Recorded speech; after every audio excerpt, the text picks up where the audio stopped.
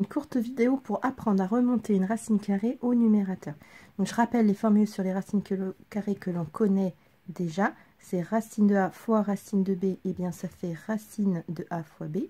On connaît aussi racine de a sur racine de b, ça fait racine de a sur b. On sait aussi que racine de a au carré, ça fait valeur absolue de a, bon, ça fait a avec a positif. On sait également sortir un carré d'une racine. Si par exemple on a a carré fois b, eh bien ça s'écrit a racine de b. Donc ce rappel étant fait, maintenant on va donc apprendre à remonter une racine carrée au numérateur. Donc par exemple, si on a 1 sur racine de 3, donc pour remonter racine de 3 au numérateur, on va utiliser l'élément neutre de la multiplication, c'est-à-dire 1. Donc c'est-à-dire un nombre divisé par lui-même, ça fait 1. Donc on va multiplier au numérateur et au dénominateur par racine de 3. Donc ça fait bien 1, donc je n'ai rien changé à mon nombre. Et ensuite on va faire la multiplication de fractions, donc les numérateurs entre eux et les dénominateurs entre eux. 1 fois racine de 3, eh bien ça fait racine de 3. Et racine de 3 fois racine de 3, racine de 3 fois racine de 3, eh bien ça fait 3. Donc du coup, 1 sur racine de 3 peut s'écrire aussi racine de 3 sur 3. Alors on va refaire un exemple ensemble. Donc par exemple, 1 sur racine de 2. Comment cela peut-il s'écrire autrement? Donc je vous laisse réfléchir et après vous revenez. Donc le 1 sur racine de 2, on va le multiplier par racine de 2 sur racine de 2. On va le multiplier par 1, l'élément neutre de la multiplication. Et donc au numérateur, c'est une multiplication de fractions. Donc 1 fois racine de 2, ça fait racine de 2. Et racine de 2 fois racine de 2, ça fait 2. Donc du coup, 1 sur racine de 2 peut s'écrire racine de 2 sur 2. Alors, comment fait-on maintenant quand on a 1 sur 1 moins racine de 3, c'est-à-dire pas seulement une racine? Par quoi va-t-on multiplier pour pouvoir, entre guillemets, remonter la racine au numérateur? Donc voici un petit rappel de vocabulaire. L'opposé de moins 2, c'est 2.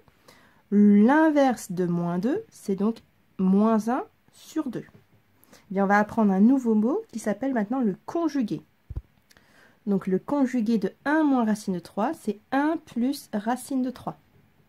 Donc en fait, on met l'opposé sur la valeur où il y a la racine de 3, puisque là, c'est la racine de 3 que l'on veut remonter au numérateur. Si je donne un autre exemple, par exemple 1 plus racine de 2, le conjugué de 1 plus racine de 2, eh bien, c'est donc 1 moins racine de 2. Donc, 1 sur 1 moins racine de 3, on va donc le multiplier par son conjugué au numérateur et au dénominateur. Donc, le conjugué de 1 moins racine de 3, c'est 1 plus racine de 3. Donc, je multiplie au numérateur et au dénominateur par 1 plus racine de 3. Ce qui va nous donner,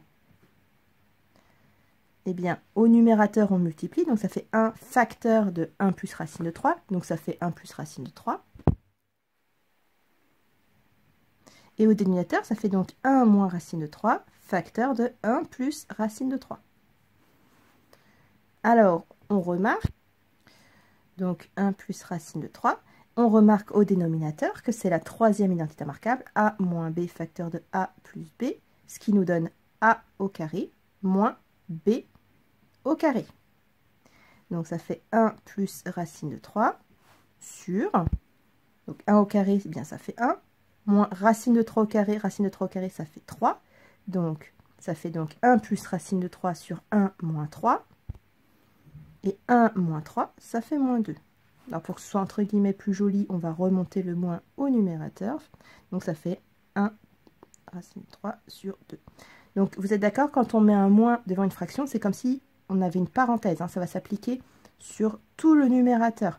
Si on mettait le moins sur la fraction, on pourrait également l'écrire comme ça, moins 1, moins racine de 3 sur 2. Ça, il faut vraiment comprendre que c'est moins 1, en fait, ça veut dire moins 1, facteur de toute la parenthèse. Donc, il va falloir distribuer le signe moins au numérateur à 1 et à racine de 3.